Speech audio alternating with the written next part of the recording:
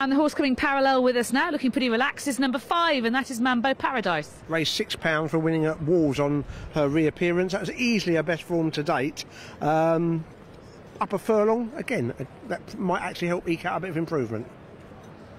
Now, did we speak about Foreign Diplomat already? We did, haven't we? So let's find some of the other horses whom we haven't spoken about. Number 6, who's on his toes, Mount Tarhan for Kevin Ryan. Well, he definitely showed improved form to make all at Wetherby. Seems weird saying Wetherby, doesn't it? He's well drawn in stall 1 for a front runner. Behind that is number 9, the filly Little Lady Katie. Yeah, ground to make up with in to win on Ripon form. Didn't seem to stay on 1 mile that day, so maybe dropping back into it makes sense. OK, we need to spin all the way back round because the horses that are down here currently we've already talked about. The first horse that we see there, though, is number 7, Mujasam. That's a Roger Varian. Best effort came on soft ground on the final start at 2. Nowhere near that form on a quicker surface on his reappearance.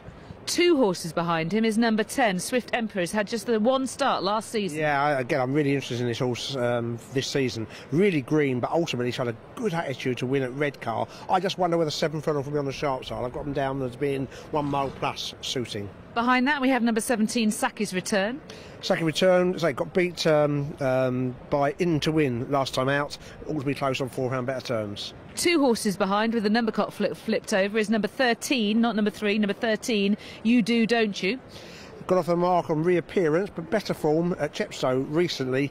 Up £2, this is a better race. Just spinning down to see whether we've done the entire field. I think at this stage we have, we're missing number 2. Number 2, just there, George Bowen for Richard Fahey. Yeah, all 7 runs today have been at 6 furlongs. Well, I wouldn't be confident about the 7 today. Those are the 17 for our 5th race. It's got to be said this 3-year-old handicap over 7 furlongs is proving a relatively quiet betting heat. Stood here in the betting ring. Foreign Diplomat has been favourite all day for William Haggis. The interesting thing, it's owned by Clipper Logistics, who sponsored the Group 2 Duke of York Stakes today, so clearly that one will be doing its best this afternoon on their big day. The most talked about horse in the betting ring from punters coming up to me is definitely the Richard Hannon trained King to Be. That was 8 to 1 earlier. It's now solid 7 to 1. A few boards still showing 15 to 2, but that's the one that people are talking about. Ryan Moore riding for Richard Hannon. But compared to some of the other races this afternoon, it's definitely, at this stage of the game anyway, a fairly thin betting market compared to earlier on in the day. Interesting. So, the favourite is Foreign Diplomat, who won last time out at Thirsk. What did you make of that performance? I think in a nutshell, I think we're going to find out today. I think he won well. He travelled really well, almost too well earlier, a little bit free, and he settled the issue pretty quickly. He did immediately go to his left, and you wouldn't want to be doing that in decent company. I just want to see him prove that he's completely straightforward. He was gelded over the winter, and you could see that on his run at Lingfield last year, where, again, just he looked a little bit difficult. If it was just that he was just much better than them and it was lazy and he puts it all in today, I think his mark on his form in the Convivial last year and his form when he ran into Desert Falls at Newbury, I think he's actually very well handicapped. And but the last 200 yards, he's got to prove that he's straightforward, I think. Just to change the subject slightly, until we just focused on it, I hadn't realised that they'd mended the clock on the Terry's Chocolate Orange factory that they've mended it. All of the clocks are telling the wrong time, but the faces were broken until recently. And that looks like some attention has been given to them, which would be nice to see, because it's such an iconic image of York Racecourse. I like to call it the Terry's Chocolate Orange Factory, whereas actually just the Terry's Factory. Clearly the factory is not in use, but it would still be nice to see that restored. It's only the wrong time now, isn't it? It'll be right time in 2 hours and 10 minutes time. Clock. Yeah. So, in terms of this, a very competitive field. Who would you put up as the chief dangers? I think the race might suit the run. I think Mount Tarhan from 1. He's got a good draw if they use the same tactics as last time to make the run in. I am very interested in Swift Emperor. I have got a feeling he might want further than this trip. But interesting from the Baron Yard, he has been backed. I thought he was just a very game winner at Redcar, but he looked noticeably green, and I don't think he was expected to win that day by the price. I realise we didn't speak about Sprit in the paddock actually. Number 14. 14 for David O'Mara. Ex-Dermot Weld run up all 3 starts for David O'Mara so far.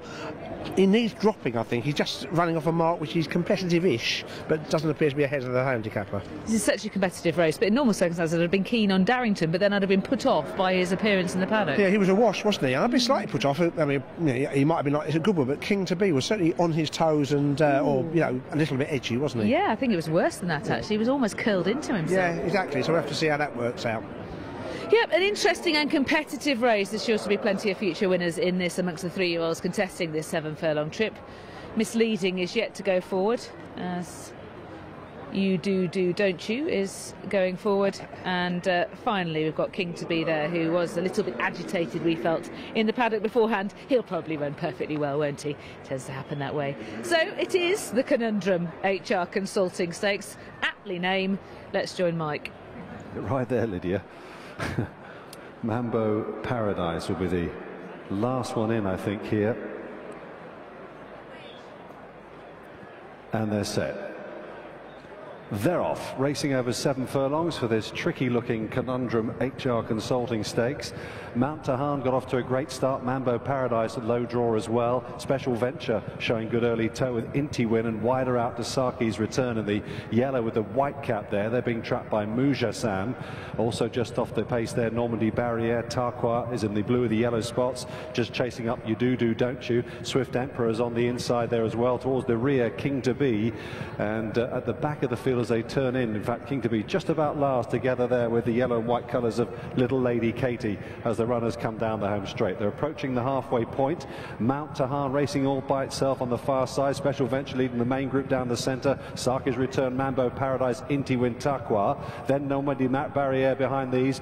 Then comes You Do, Don't You, who's just been shaken up off the pace. Muja Sam's trying hard to get into it. King to Be up the inside in the yellow cap is staging a bit of a rally. Foreign Diplomat, having been covered up now in the grey jacket, is just seeking a run. He's travelling well, but got hampered there as Normandy Barriere came right across and hampered as Inti Win as well as they race up towards inside the final furlong they go. And it's You Do, Don't You who strikes the front now. Saki's Return chasing hard, Normandy Barriere, then Sprite on the outside is flying home, but it's You Do, Don't You, and he does today. Goes on to win well. You Do, Don't You beats Normandy Barriere. Tight for third there, Saki's Return on the far side with Sprite near side for fourth. Then came King to Be, and behind that one Special Venture.